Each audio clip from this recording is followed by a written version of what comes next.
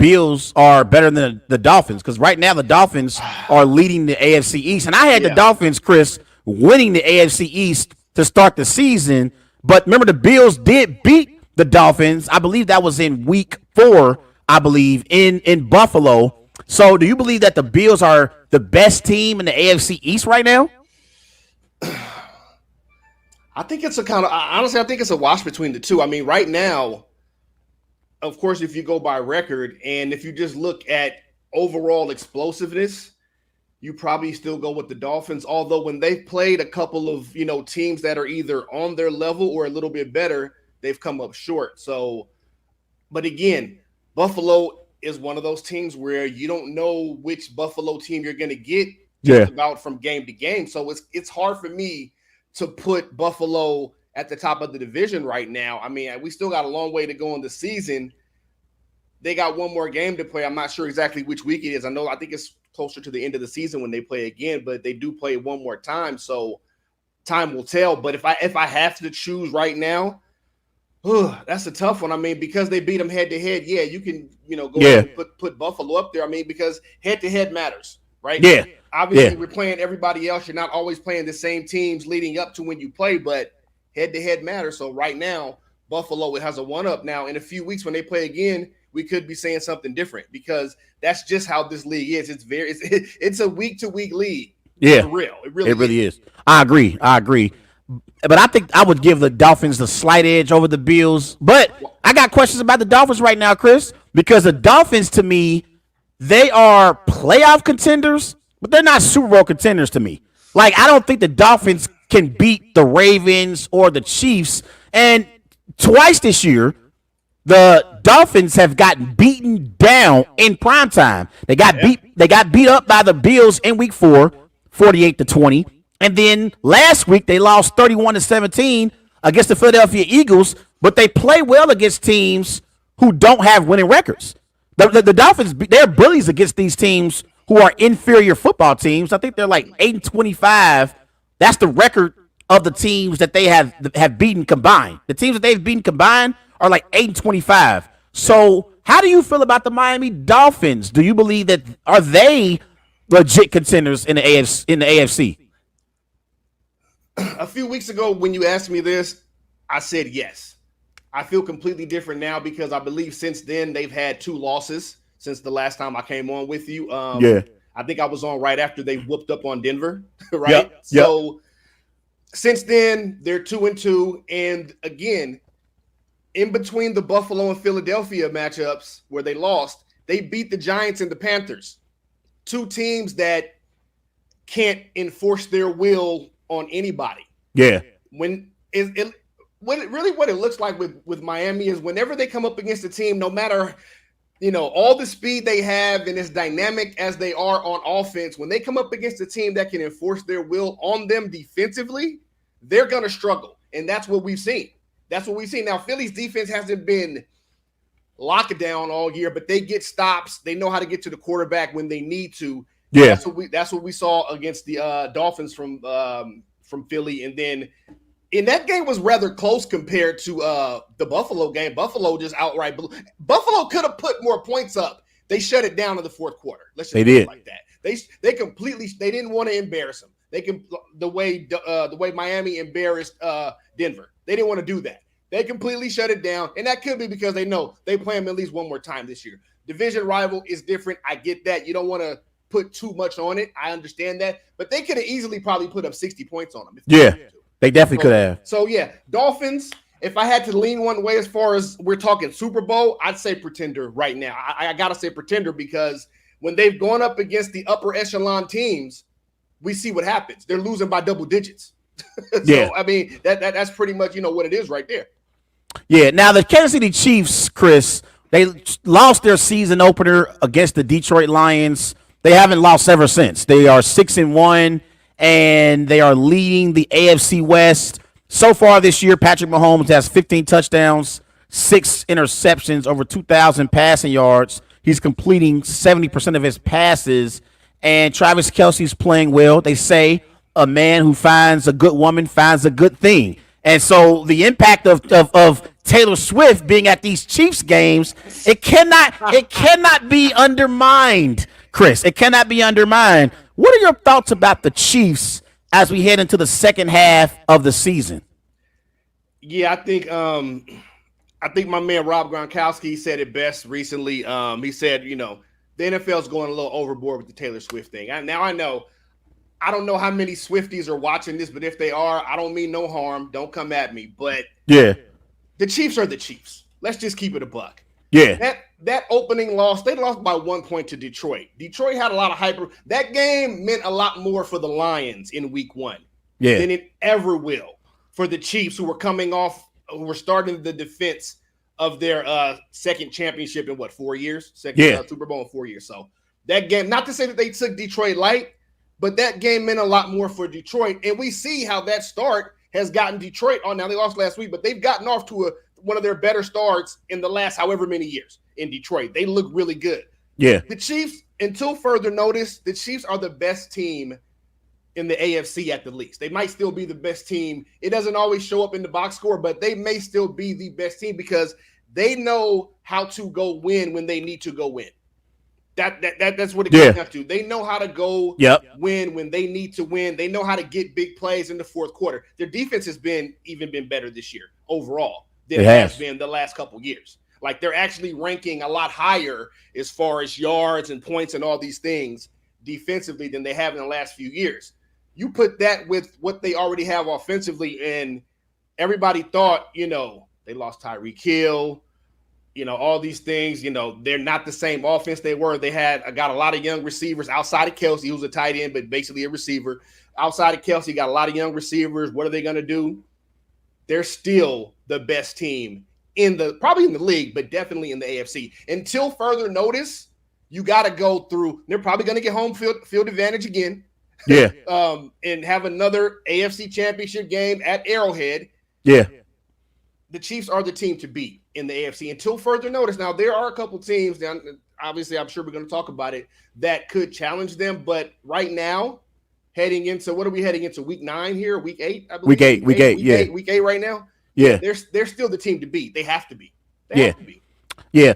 Last week, I thought Lamar Jackson had an MVP caliber performance against the Detroit Lions, Chris. He had 357 passing yards, 21 of 27, 3 passing touchdowns. He even had a rushing touchdown as well.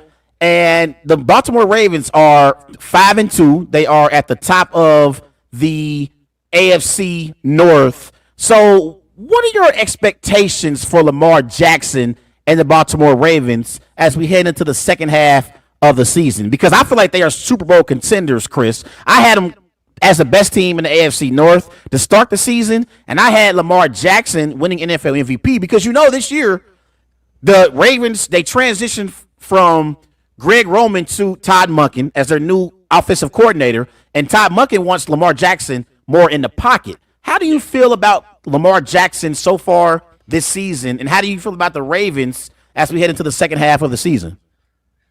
Well, Lamar is definitely having an MVP caliber campaign. Not saying he's going to win it, but I believe he will be up there within the top, definitely top 5, maybe top 3 when it all comes, all said and done. Yeah. The Ravens are Super Bowl contenders, in my opinion, but the only thing that worries me is what we've seen the past couple of years with Lamar, where he goes down late in the season. With him on the field and how they revamped the offense, the defense still looks good. Like it always. I mean, the Ravens are pretty much known for being a defensive team. Yeah. Since they've been a part of the leagues, so that's what they do. They play defense. I love the change at offensive coordinator. I've thought for a long time that Lamar Jackson is a much better passer than he gets credit for. Agreed. I don't think he was given enough opportunities to pass and show what he can do in the past game. The past, I guess, 3-4 years, he hasn't been given all those opportunities. And then you couple that with the injuries. But this is the way you keep him from missing games late in the season. Keep him in the pocket more. Let him show off that he can go out there and get it done with his arm. And then when he needs to, he can still use his legs. Yeah. That's the thing. And Agreed. that's gonna always be the equalizer right there. The fact that he's being given the opportunity to pass the ball and that he can complete these passes at an efficient rate. But when plays break down, he can also get out of the pocket and break one for 30, 40 yards. But he doesn't have to do it all the time because that's when you start getting hurt and nicked up. When you're running too much, all it takes is one hit. Honestly, it doesn't even take a hit. All it takes is for you to plant wrong. Yeah. No one's around you. We see it all the time. It's happened to Odell Beckham Jr. a few times. Agreed. He's planted wrong. No one near him within 5 yards. And now he's out for the rest of the year. So, no, I think the Ravens definitely are Super Bowl contenders. They are one of the teams, in my opinion, that I'm looking at right now that will give the Chiefs a run for their money, for sure. He's Criss Partee of Deadspin, writes for Deadspin. Chris, the Philadelphia Eagles beat the Miami Dolphins 31-17 Sunday night in Philly. But Jalen Hurts did have a pick six in that game, and he has thrown 8 interceptions so far this season. Last year, he only had 6 interceptions all of last year. Are you worried about the turnovers that we're seeing right now from Jalen Hurts? Not really. I think, and it's tough for me to say this, being a former Cowboy fan. The Eagles, and I don't really care, still don't care for the Eagles, but yeah, the Eagles are such a good all-around team that doesn't worry me. Yeah, because I think they're going to work on that as the year goes along. I think when it's time to cut back on them by late in the season, because they're more than likely going to win the NFC East. Let's just be honest. Absolutely, they'll be in the playoffs. They may not be necessarily the number 1 seed, but they're going to be in the playoffs. So I think when it's time to cut down on that, he will. But they're such a good all-around team, offensive, defense, special teams. I don't think that's going to hurt them too much. Now, of course, you get into the postseason, depending on where you're playing. If they got to go on the road, turnovers are turnovers, but they hurt you even more on the road, especially obviously in the postseason. So once he cuts down on those, I think he'll be fine. Now, he may not necessarily be a top MVP candidate again this year because of the turnovers, but as the team, I think they're fine. I think they're fine. Yeah. They may not be quite – see, here's the thing. Last year, they came out of nowhere. No one really expected it. This year, even though they didn't win the Super Bowl, they made it there.